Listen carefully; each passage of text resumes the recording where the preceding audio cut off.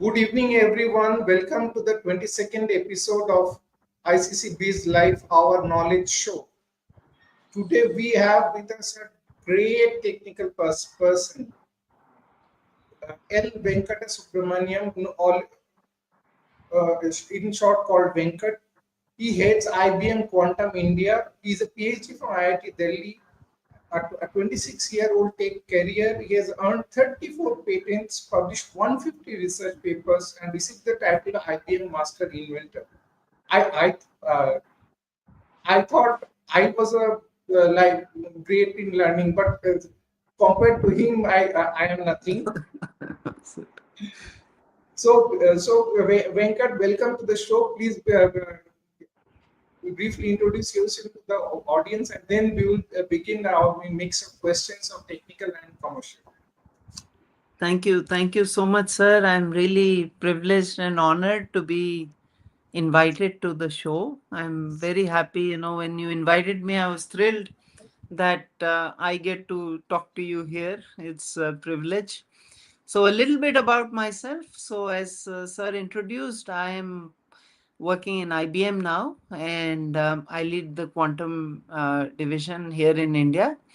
And so I think apart from the things he already mentioned, I have been very closely working with the ecosystem here. Our goal is to build a quantum ecosystem in India, a thriving ecosystem, so that technology is used as a driver for development. Okay, so that's our goal, to ensure that we use deep technologies like AI, quantum, cloud computing, all of these, to ensure that we deliver technological advances which help in the development of the country, not only the educated top tier people, but everyone. So that's our goal, and I've been involved in the National Quantum Mission. I've also been very privileged to work with a lot of advising a lot of startups, industry on their quantum journey here in India. So thank you. I'm really privileged to be here. Thank you so much, sir. Actually, Venkat, the issue is if you do not catch the do not upgrade yourself, you miss the bus. But that is the main problem we in industry see that people are. I would like to you to talk about it later when we talk about commercial. But that is the mental block. Why upgrade? What is the return? That is the kind of thing. When do I again have to upgrade? That is the kind of mental blockage we see all around. But now let's begin with some technical questions on the topic so that people do get some knowledge. Uh, now, what is quantum computing? I mean, we have laptops, desktops, but in what is quantum computing? Is it a supercomputer? What it is in simple terms? Yeah. So your mobile phone, laptop, supercomputer, their fundamental unit of information is bits, zeros and ones. Okay. So all the computers that we have typically used till now have this as the fundamental unit of computation, which is zeros and ones. For the first time in history, computing has branched.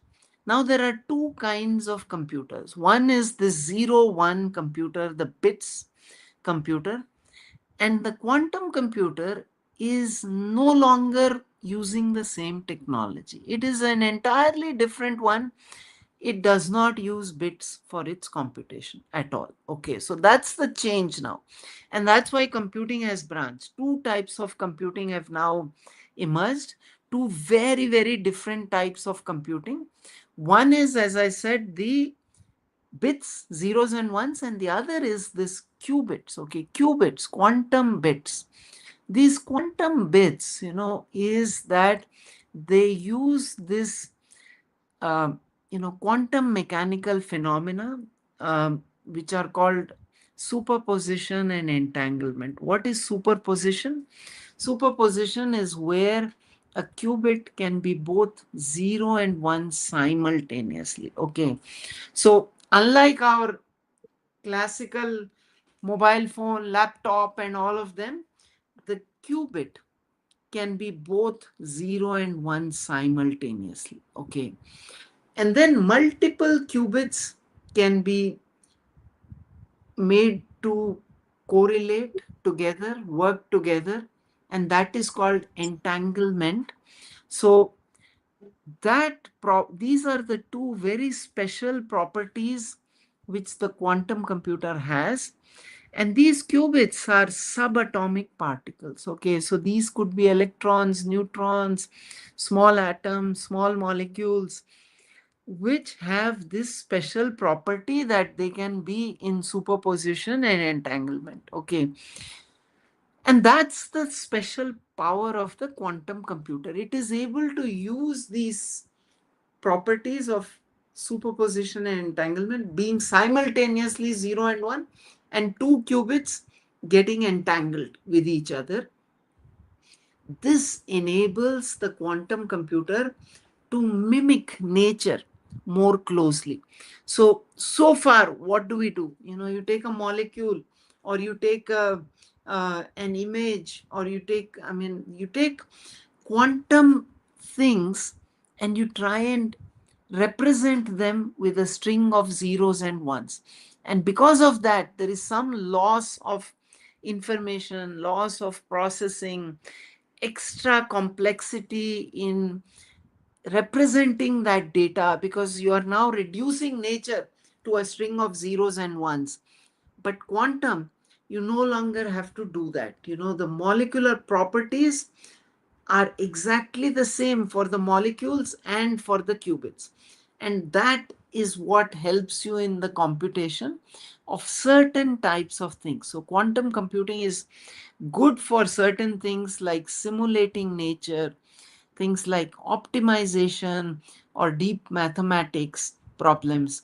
So these are some problems where quantum computers are excellent, because they have these special properties of superposition and entanglement, which is used in the computation. So you're no longer limited by the zeros and ones, but you are now going closer to nature to represent nature.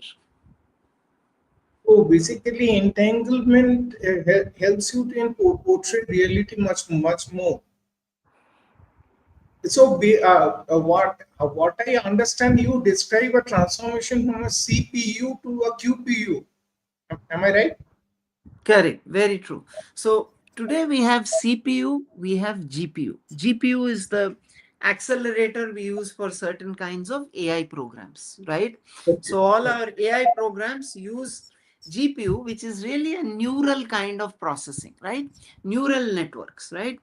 Right, Now, right, this QPU is the third kind of processor, which is very different from the CPU and the GPU, because both CPU and GPU use zeros and ones as the fundamental unit of information. But right, this right. QPU is, is different from these two, because it is no longer limited by these zeros and ones, but it has these properties of superposition and entanglement, which allows this qubit to be in more states than just the zeros and ones. Okay. Now, I got the statistics. India, the highest number of QS kit certified individuals. How come? How does it come from the STEM base? How do we train such people? And in fact, you yourself have written there's a shortage of faculty in this field. Can you Yeah, explain this a yeah, bit? yeah. So what I see is, recently there was Quantum India Bangalore. Okay, they Okay. had it was held in this Hilton hotel, and I think they had some 1,000 or 1,500 seats or something, and they had to cut the registration, because people were, so many registrations were happening, and they didn't have space. Okay, so they Okay. had to cut short that registration. Before that, there was this Amravati Quantum Valley workshop in May. Same thing, Okay. they also had to close the registrations, because So many people were registering, and the space was physical meeting, right? And the space was limited. Mhm. Now, this is something we are seeing across the board. Whenever anything in quantum is announced in India, so many young people show up, enthusiastic young people, and they want to participate. Okay. Now, a lot of learning material is available online for quantum on YouTube videos. There are these free courses, IBM Qiskit. There are these courses available online, many of Right, them right, free, some of them paid also. Okay. Now, NPTEL, the Indian education portal online, also has a online education courses there. And then recently, the NIT in Jaipur, MNIT Jaipur, they organized a course, and I think they had some 1200 registrations, almost some 700 faculty joined from across the country, because they are seeing this huge demand from their students. Every student wants to learn quantum computing today, so the faculty are now learning quantum so that they can cater to this need. Now you talked about this quantum certification, right? Qiskit certification. right. Many of these people are self-learned. Okay, they're self-learned. They went, took these online courses, watched the videos, because there weren't too many courses. The courses, college level courses, are only starting now. Okay, earlier there weren't, even till about 2 months. In fact, even now there aren't too many. They are beginning now. Okay, so what these people did was they went and learned, self-learned. Okay, and they went and took this Qiskit certification exam, and they passed. Okay, so that's how that interest is coming from inside. Nobody is saying, please go and take this. We always complain, all our kids go and do, because the parents push them, they do engineering or engineering or medical. But in this case, that need or the urge seems to be coming, inherent urge seems to be there, lot of interest. And people are just self, if there are no courses, formal courses in the colleges, people are still going and self learning and doing it themselves. That is a very great thing you are saying, sir. In fact, I would share one of my uh, experience in one engineering college. To pass out students did not get a job. They created a problem on the day of convocation, and if they were guided properly, no, if you could upgrade to this sort of certification, job will not be a problem. Rather, earning will not be a problem. I mean, that would Yes, have sir. helped a lot. Very true. And, this is a very important point you have brought up, because you would have seen several companies have begun layoffs because because AI has come. And what Right, it right. has done is, there are AI tools which have improved the productivity of the programmer, for example, right? Ab- Anybody who was Absolutely. doing programming, marketing, HR, all these functions now, we all use Chat GPT now, right? For many of our things, even for learning, we just pose questions and then it answers us.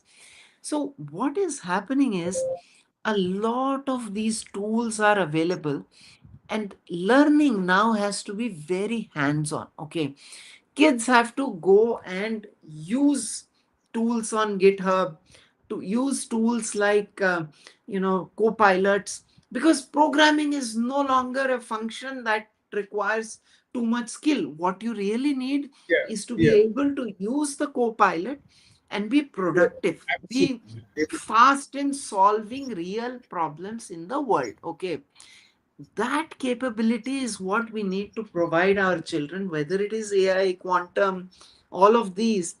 And actually seeing that many colleges now I see are setting up what are called these makers labs or hands-on labs, physical spaces where children can go, and either they can do a lot of programming based system building, or they can go and do physical tinkering with electronics, with circuits, with quantum, uh, optical experiments, all of these things, right? So I think you're very correct in saying that children need to be given this path where they are able to see a definitive way in which they can contribute and solve real problems using the AI tools, using the quantum tools and all of these to solve real societal problems, because that's what's needed at this point of time. Sir, to learn quantum computing, you need not be an engineer. You can have be a physics base. We will also do. Very true. In fact, one very interesting thing I'll tell you, in Andhra, the government wants to take quantum AI education beyond engineering and science students. They want their economic students, art students also to be aware of these technologies, because in the future, all of these, the future is not just about programming, because till now we had all these CS students, 90% of our graduates were CS or IT or data science or things like that. Okay. Now, what we are seeing is these students need to be combined with domain expertise, whether it is finance, whether it is economics, whether it is logistics, whether it is pharmaceuticals, because all these industries need these AI, quantum, all these tools to solve real problems. And as you rightly pointed out, we need to take quantum, AI, all this technological, education beyond just engineering or science. It needs to go to economics, arts, and various other fields. Regarding economics, I would like to inform that USA has already started an elective called technological economics. The and author Darren Acemoglu, he has won a Nobel Prize, but not for technological economics, for some other subject. But USA, Yes, that elective has already started. In India, yet to start. In fact, where I did my PhD, it was on technological economics. But this is not about me. Now, next, I would you have praised many Indians in this field. Can you throw some light on Dr. Urbasi Sinha and Vinod Tham? yeah, The- yeah, the- yeah, sure. Okay, so Dr. Vinod Dham, okay, so he was an engineer in Intel, right? And he's the father of the Pentium chip. Okay, one of the early Intel chips that powers all our laptops and all our electronic devices, as you know, have been traditionally these Intel chips. And one of the interesting things, as a country, you might have seen now that we are setting up all these fabs and all these semiconductor facilities. There was a time when India was actually, at par with the latest technology. In India, we had some of these technologies, and our scientists were actually at the cutting edge, okay, of this.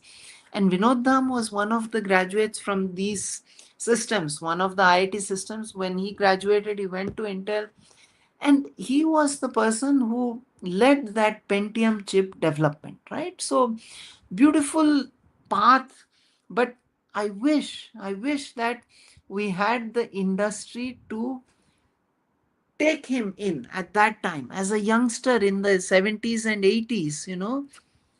If India kept producing a lot of great talent, like Vinod Dham, great talent. Many of the people in that era went on to, and they are now the CEOs and whatever of all the big tech companies.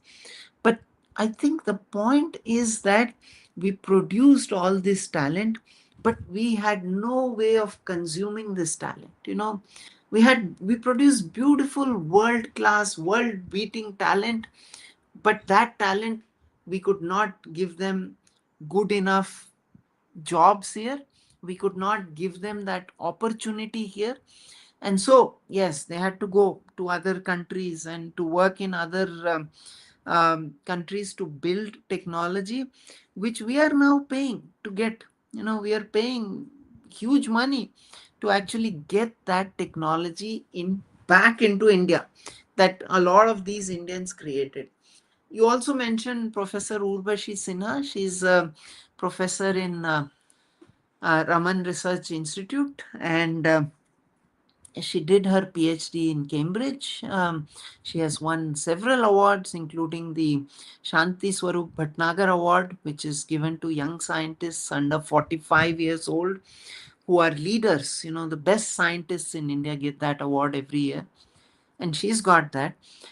And she is one of the pioneers in quantum technologies, okay, worldwide, not just in India. And as I said, she studied in Cambridge, the best universities in the world. And now the good thing is that somebody like her feels that I can work in India and do world class work. So that's excellent for us. That's great hope for us, because that means that the next Pentium or the next whatever big advancements are likely to come out of here, because we are now able to not only produce talent but also attract that talent to stay here, give them that opportunity and give them that feeling that yes, I can do world class, world beating work right here in India, right here from Raman Research Institute in Bangalore. And that's what she's doing. Talk about one or two of you of your own inventions, 35 patents, like the rancho of Three Idiots, uh, 400 patents. Actually, I've always had the privilege of working in great teams, So what I've realized is that we are all good, but we are best when we collaborate. So what I've seen in my career is that I go into a room with three smart people and sit there for 2 hours. Something amazing is going to happen. Some magic is going to happen. When you come out, there'll be some great ideas, something you can implement, something you can do. And that's what I tell young people, that be collaborators, because on our own we are here, but when we collaborate we are up here. We can do amazing things which we can never do alone. So all all my patents, research papers, if you see, I have many authors in them, many collaborators. The goal has always been, get the best people that I know together with me, work with them, get something meaningful out, something that makes impact, and then go to the next. Okay, so that's the approach, and I think everyone should do that, because I know a lot of smart people, but if they don't collaborate, nothing comes out. You have to work together, because we are all good at some small thing. But when we work with others, that becomes a big thing together. One question, I think I may sound as a layman, but how is quantum computing related to Python programming? Okay. So the quantum computer today, for example, the IBM quantum computer sits in a fridge called a dilution refrigerator. Okay. Okay, This fridge has, this fridge at the top is at 50 kelvins. And as it okay, goes down, it becomes cooler and cooler and cooler. And at the bottom, it it becomes close to 0 Kelvin. Okay, 0 Kelvin, almost 10 millikelvin or something, right? hmm, And that's where the processor is sitting, at the bottom of this fridge. Okay, at the bottom of this fridge, that processor is sitting. Now, inside this fridge is where the quantum magic is happening. The qubits are sitting there, you're giving them pulses, you're taking them from one state to another to make that computation happen.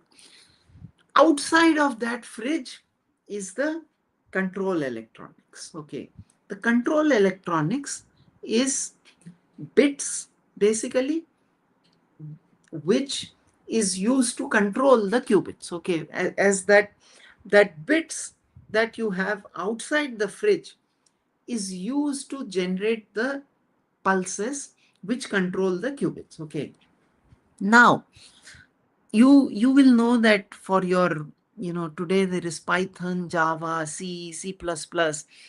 Yeah. All these languages are called higher level languages. Okay, higher level languages. Now, in your laptop or mobile phone or wherever, there is a compiler. What does that compiler do? That compiler converts your higher level language code in Python, C++ into a machine code. And for your Okay. laptop, that machine code is a string of zeros and ones. Okay, that's what it is. Now, for a quantum computer, the same Python is used for programming. So you don't need to learn a new language for writing Okay. quantum programs. Okay.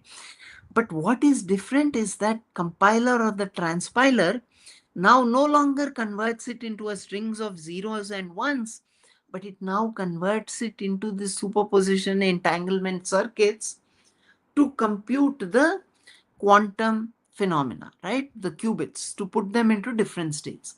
So in that fridge, that qubit is sitting and it is getting these pulses.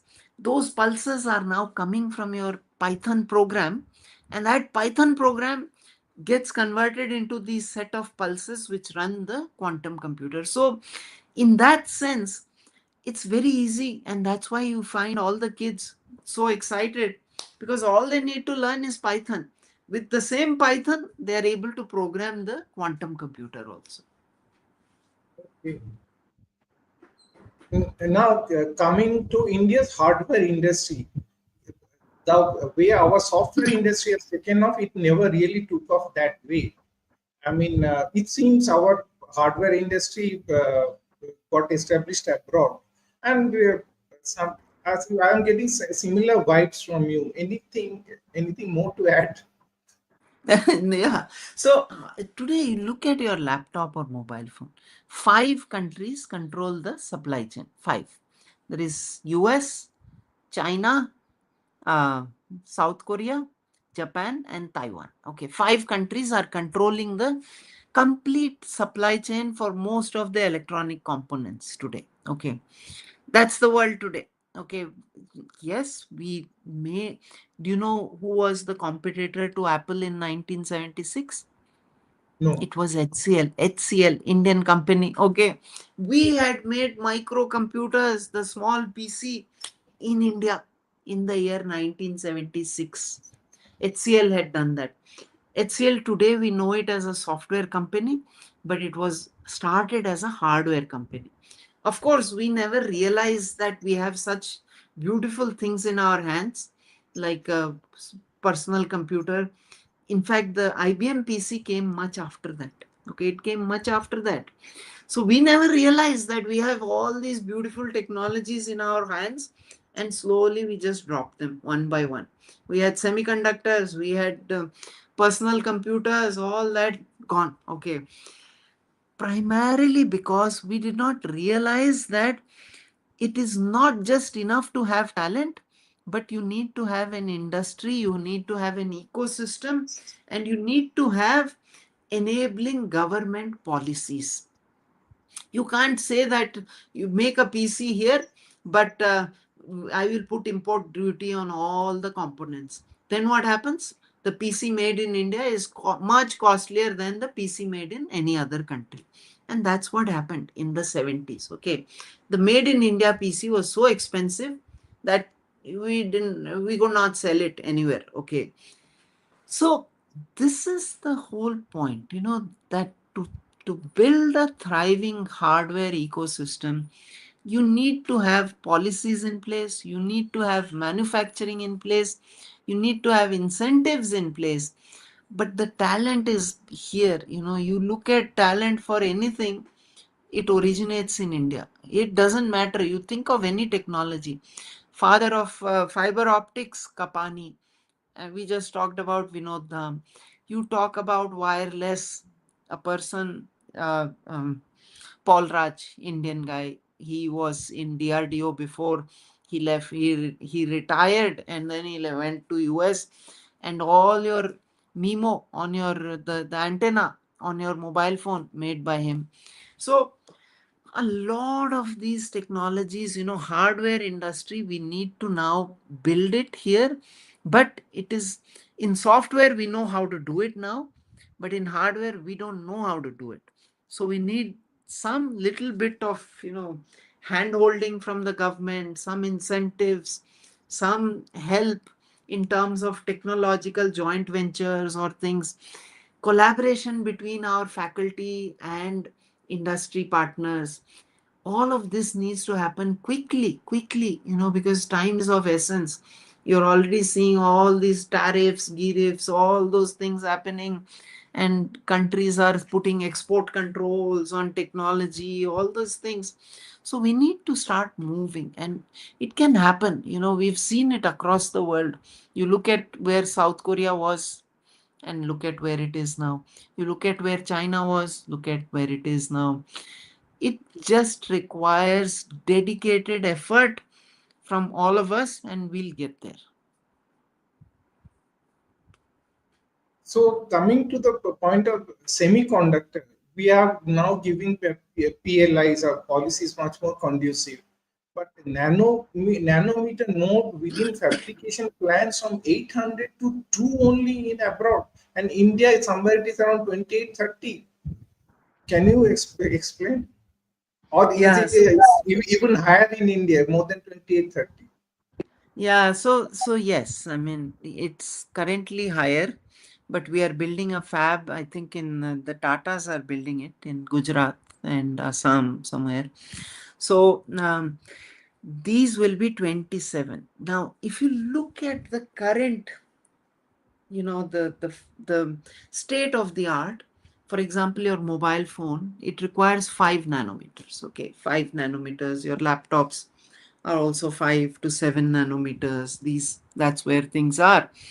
And people have now started talking about 2 nanometer also, and that technology has also come up, right? And 27 nanometer, you can think of it like about 10 generations older technology. 10 to 14 generations older. So think of it like, generations. Your father, your grandfather. Of course, human 10 to generations are, 14, my God. 10 to yes, 14. yes. So, of course, human generations are 20, 30-year generations, but technology generation is much, much faster. The generation of technology is it used to be every 5, 10 years. Now it is every year, every 2 years, it is happening. So, again, the point here is in the 1980s, we were right there. The current generation was being done in India at that time. 1984 Semiconductor Limited in Chandigarh was at par with the world. Taiwan didn't even exist on the map at that time. We were there ahead of them. But somehow we let it all go. We let the PC go, HCL. We let the semiconductor go. And now look at it. We are paying these billions of dollars to do what? To get older generation technology. It is not current generation. Remember, we are paying these billions of dollars to get 10 to 14 generations older technology. Okay. And that's a big lesson for us. For the future, we should not let this happen. And not letting this happen means we generate talent, which we have been great at. We do good talent, but this time we need to learn how to use that talent. We need to make sure that talent has a place here in India. Now, one last, no, one or two last technical questions. Quantum computing stack, software in terms of algorithms and middleware. I know about algorithms and coding, but what is a quantum algorithm? I have no idea. And, Sure. and hardware, you have to explain in terms of components and entanglement and controls. But what is a quantum algorithm? Yeah, sure. So see, in today's world, we use the zeros and ones. Okay, so for example, when I want to do image processing, let me say, I want to recognize that this is a mobile phone, this is a finger. So all these things I need to be able to recognize these objects. What do? I first of all represent them as a string of bits, zeros and Right. ones. Everything gets converted into bits. My finger gets converted into bits. The mobile phone gets converted into bits. And my algorithm now is to understand this string of zeros and ones to recognize that this is a phone and these are fingers. Okay. Now, that the way to do it is you write your algorithms, whether it is using neural networks or it is using some other aspect of machine learning. But remember, you are using the zeros and ones for your representation, and that has certain ways in which you are going to write your algorithm. Now, the algorithm is how I recognize phone versus fingers. Okay, that's the algorithm. That is what an algorithm is. Now, for a classical computer with zeros and ones, I'm going to write this algorithm in a certain way. I'm going to recognize those strings of zeros and ones.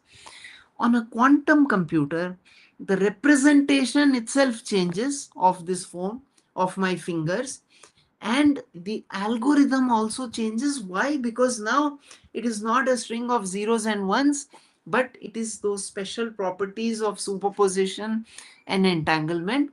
So now I have to think differently. I have to think differently. My algorithm will now say that, okay, I have represented my finger in this certain fashion using the qubits, and now to recognize this I need to do a certain number of steps to do it. So the thinking is now different. But remember, we talked about the Python program.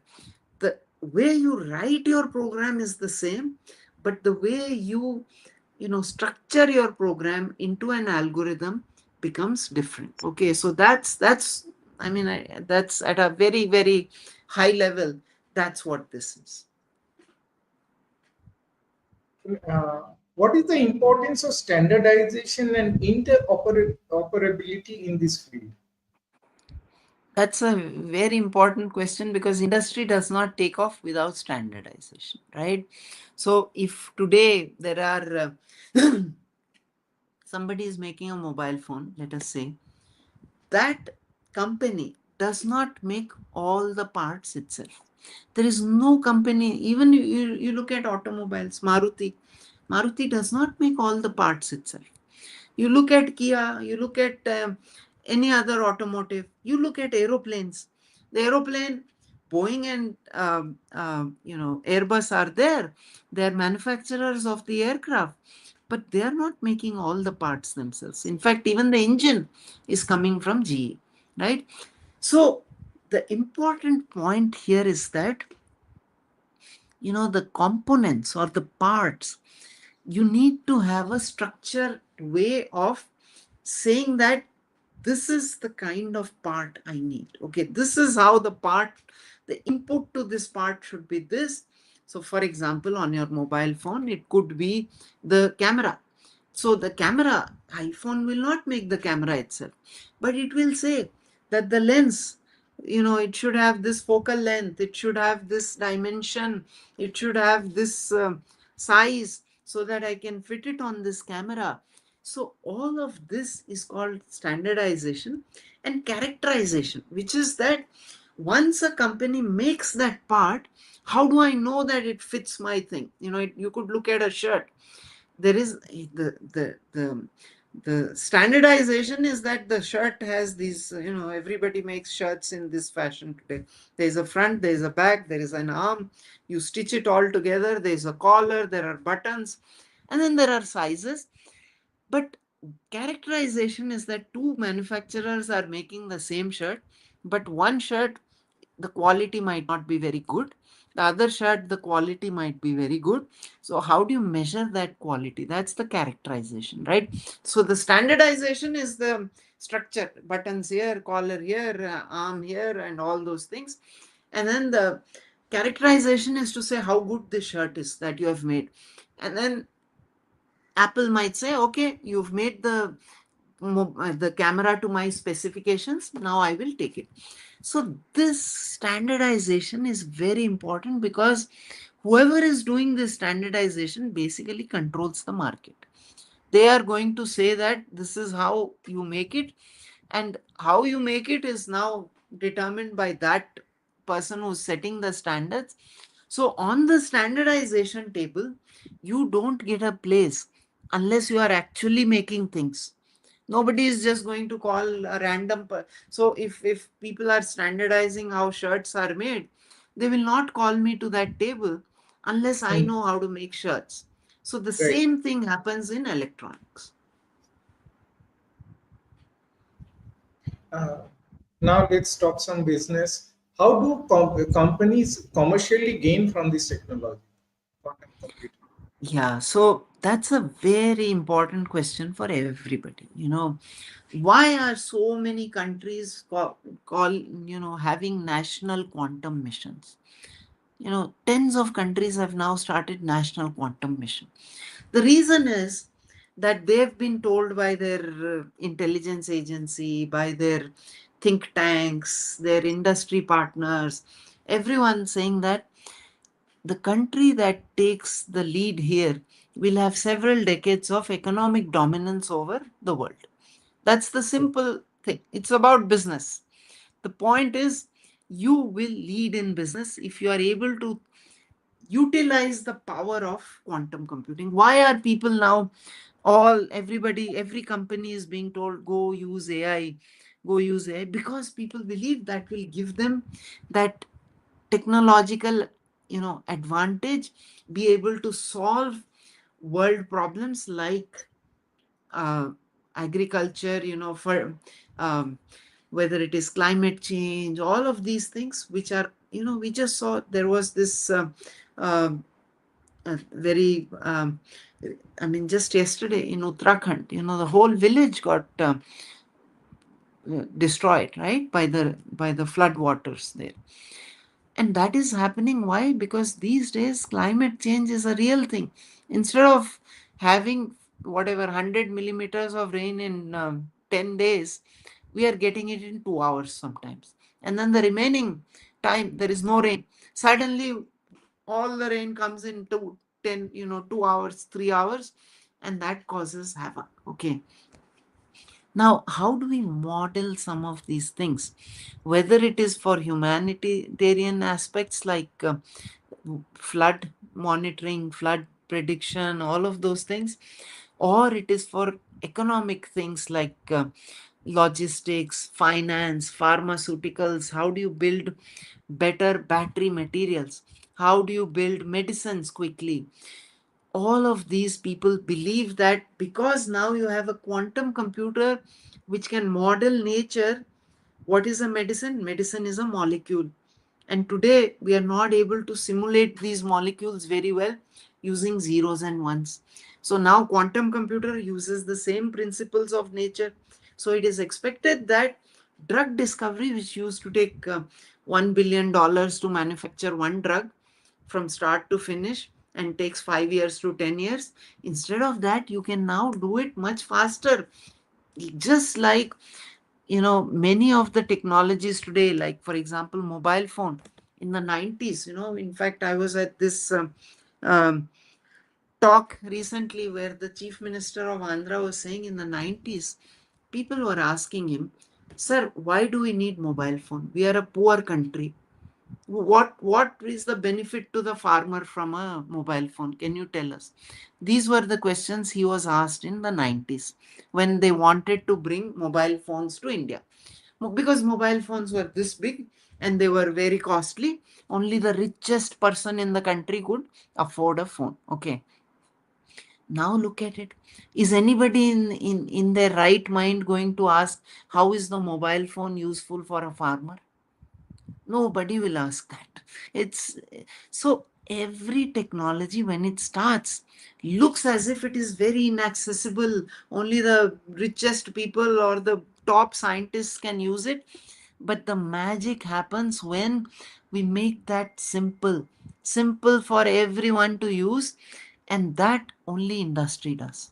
That only industry can do by reducing costs, by miniaturization, by finding use cases. Think about it. 90s mobile people were asking, why do we need mobile phone? We are a poor country. Now, the poorest people are the most people benefited out of this mobile phone, right? So that is why industry needs to start thinking. They will take all the complex technologies, AI, quantum, everything, and they will make it simple. They will make it reach the masses, the farmer, the maid, the doctor, the engineer, everybody. We are now using users of technology. Can you imagine life without your laptop or your mobile phone today? We can't, right? We can't. It seems from you that this can be applied in all sectors, but we do observe a mental block in some segments of industry with regard to not quantum computing, with regard to technological application. They want an ROI. When is the how fast they have to keep on upgrading. How do we make them catch the bus, basically? Yeah, so I think there is a mental block. People think that technology, you need a PhD or a engineer or somebody to use it, or to or to take benefit from it. Actually, it should not be that hard. If you go to advanced countries, the Western countries, the shopkeeper, the the smallest users are also thinking, how can I use technology to maybe reduce the number of hours that I have to work. Instead of working 10 hours a day, I just work 6 hours, 7 hours, remaining time for my family. We have to think, because technology can help in everything. Okay, it should help in everything, otherwise we are not using it in a proper manner. You look at our UPI today. UPI is, every country wants it. Just think how it has made life so simple. How, when was the last time you went to the ATM? And earlier, when we would go every month 2 3 times to the ATM or to the bank to withdraw money and do all these things, right? So the path is simple for any industry today. Just take two interns, you know, give that intern. In fact, many of the interns today aren't even asking for a salary. Many of our kids say, just give me a nice domain problem and I will find a solution for you. In fact, you see our Zepto, Gipto and all. The shopkeeper on the street feels that threatened now. Okay, Zepto has come, oh, Amazon has come, and my business is going down. They should be thinking, how can I build a simple app which I give to the nearby people, and that kind of app, our second year, third year, fourth year students can build for you in 1 week, 10 days. They don't even need time, large amounts of time to do this. So, it's, let's not be afraid of technology. Technology can be used by each one of us. Each one of us can use it. If you don't have to be the programmer. You just tell what your problem, or what do you want to solve to a Right. young third year, fourth year, second year person. That person will figure it out. We have so many engineers today just waiting. Please give me a problem. I get so many LinkedIn messages, give me a problem, give me a problem. Because otherwise, on their own, the kids think something, but they are simple toy problems. They just imagine, oh, okay, I will download data from there and I'll. To make it real, our industry needs to step in. It is not costly. The student maximum, you can pay them 5,000, 10,000 rupees a month. Technology is there on the cloud. Everything is free today. So it's just a mental block we have placed for ourselves. Let's just go over that block. Let's cross it, and our kids can do it. Our, just like in quantum, they showed the world, I can just do it all. You don't teach me in college, no problem, I will go and learn it. They have done the same with all the deep technologies today. Okay, so it is for us now to utilize their strengths. And for industry, I will urge you, please, you don't need to invest much. You don't need to do anything. Just go talk to these young people, pay them, don't even pay them. They will still work for you. They will find a solution for you to simple problems. For example, the shop owner, he might not even be aware that these are the ways to do it. Somehow we need to make that connect. We need to make that connect so that they are able to compete with the Zepto, the Amazon, and the Flipkart, and this one and that one, sitting here. Because all of us are now using the apps to order. Okay, then create an app. Yeah, I mean, it's very simple. It's simple for the shop owner to do it with the help of our kids. That's just one example. There are many other things. So I'm now seeing many states now having just one number, using AI, WhatsApp your problem, and they reply. There is AI at the back replying to you. So states are also getting very tech savvy. You can write in your language, whatever language you know. It doesn't even have to be English. Just WhatsApp a message, or even WhatsApp a audio message saying, sir, मेरे घर के आगे की सड़क टूटी हुई है, मैं क्या करूं, whatever, या लोन नहीं मिल रहा है. And governments are trying to use technology to figure out these things. Okay, so there is huge opportunity. Actually, AI will, many people feel that AI threatens jobs. It doesn't threaten jobs. In fact, it enables our kids who only know Hindi, who only know Punjabi, who only know Tamil, to work on problems for Koreans, for Japanese, because they don't have those skills. We can help them, we can do it. So there is a huge opportunity for the young people in India.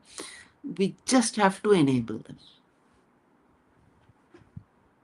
Now I will open the floor for questions. I do have one more question for you. Before that, I would like, if people listening to this have any questions, I would like to accommodate them. Any questions, ICC media team? Oh, no questions as I of should now. remove my. Is this to me to remove the background? I don't know how to do it. Okay. No. Okay. Leave it. Now, you said you are part of the National Quantum Mission. Can you throw some light on the National Quantum Mission promoted by Government of India?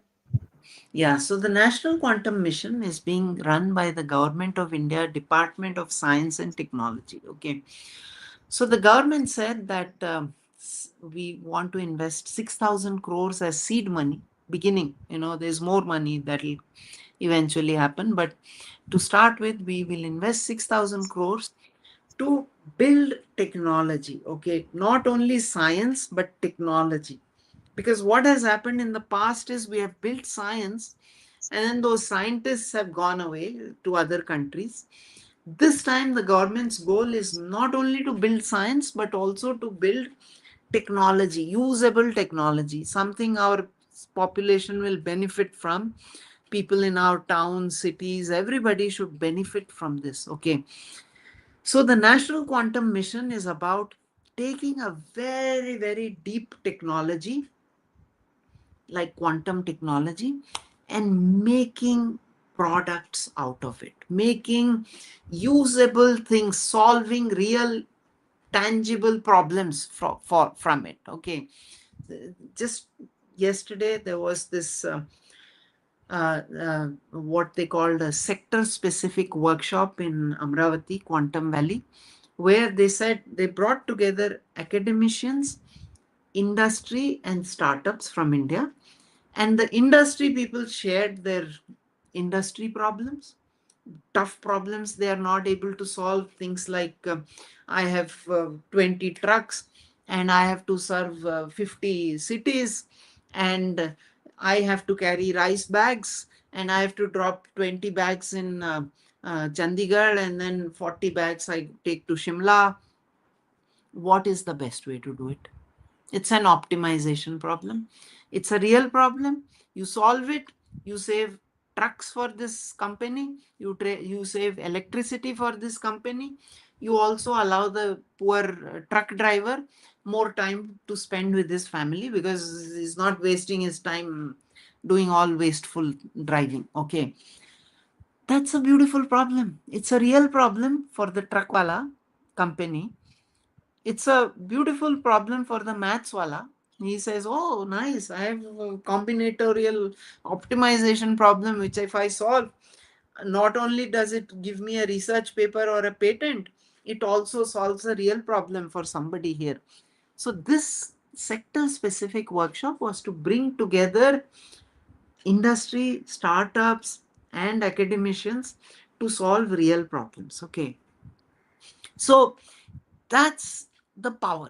We have to utilize all the talent and the challenges we have, because to the scientist, the real challenge needs to be converted into a mathematical problem. Only then they solve it. You can't say, I have trucks, sir, what do I do? No, that scientist has to now convert that truck delivery, rice, all of that into a mathematical problem. That person sits and solves it on a board, runs it on a computer, and then says, oh, okay, now I have your solution. Every morning you need to have 5 trucks that go in this direction, carrying this many bags. If you do this, you will save on fuel, you will save on the number of trucks you need. All of this, that's the way we have to think, connect real problems with you know the problem solvers. And that's the goal of the National Quantum Mission, to actually use deep technology to solve real problems that are there in India. Well, sir, even though there are no questions, there are a lot of praises are coming in. You may have seen Yes, sir. the Thank you. Thank you. session people are enjoying. Now, coming to the last question, the quantum startup ecosystem in India, it faces funding problems because, I mean, whatever sector, I mean, why so? And yeah, no, all the all the VCs are from US. I mean, don't we use domestic funding for the startups? Or on this field only, quantum technology. Yeah, so that's a very important problem. And in fact, the National Quantum Mission has set aside crores of rupees just for startups. Okay. For the first time, Government of India is giving between 1 crore to 25 crores to startups. Okay. First time that's happening. 1 crore to 25 crores, depending on the Okay. need, depending on what it is. Okay. Now, the goal of the government is, okay, we keep waiting, let industry come, let VCs come. Okay, they're not coming.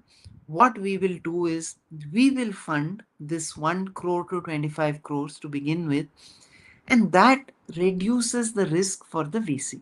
So, in the first round, the government funded 8 startups. Now, those 8 startups have actually attracted VC funding now. Why? Because now they feel the VCs are also normal people like you and me. Many of them don't understand technology. All they understand is ROI. Now, in deep Yes. tech, it is very difficult to explain. And the professor doesn't know how to talk business language. The VC doesn't know how to talk professor language. So, complete mismatch. Okay. Oh, And that's where the government stepped in and said, look, we will help. And they brought out a call. In that call, 103 applications were there. Out of those 103, 8 got selected. Those 8 government funded, and those 8 are now attracting VC funding. Okay. So what has happened is the National Quantum Mission has given a boost to private funding also. The money is there. It is not that the money is not there. The money is there, but as you rightly pointed out, that match is not happening. The VC is saying, कहाँ है मेरे को नहीं दिख रहा कोई ढंग का startup. I don't know. All people are coming and talking nonsense. They don't know what is ROI and all. The startup founders, they don't know how to talk ROI. They are saying, I have this beautiful technology, मैं ये कर दूंगा वो कर दूंगा, but they don't know how to take anything to market. They don't know any of that. Okay. So that's where the government is helping, not only with funding but also mentoring, especially in deep tech. Okay, deep tech needs this. Okay. Yeah. But once it happens, this is how Silicon Valley started. This is how Israeli startups started. Once the momentum builds up, the maturity level goes up. The VCs also start learning. Okay, ऐसे decide करना है. इस तरह के startups होने चाहिए. Okay, the government has funded them. So now I know, okay, maybe those who are evaluated by experts, maybe I can put some money. And it's beginning to happen, but we need to accelerate. We need to make it faster. Somehow we need to make it accelerated. And I think I must thank you for having this, because it is very important for industry to step in. And industry has concerns. I can totally get it, because industry is always quarter to quarter. They have very different kind of pressures. They can't wait. I mean, they can't even sit and think.